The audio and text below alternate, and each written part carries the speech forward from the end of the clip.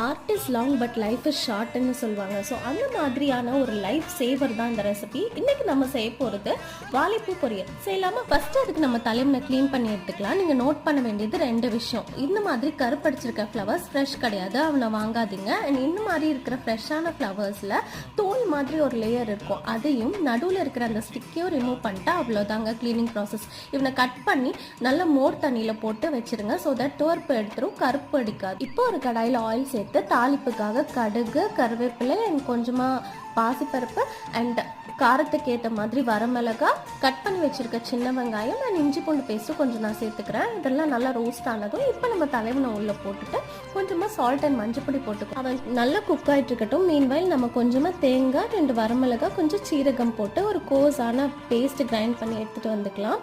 இப்போ நம்ம ஃபைனலாக நல்லா குக்கான வாழைப்பூவில் இந்த கோர்ஸ் பேஸ்ட்டை சேர்த்து நல்லா மிக்ஸ்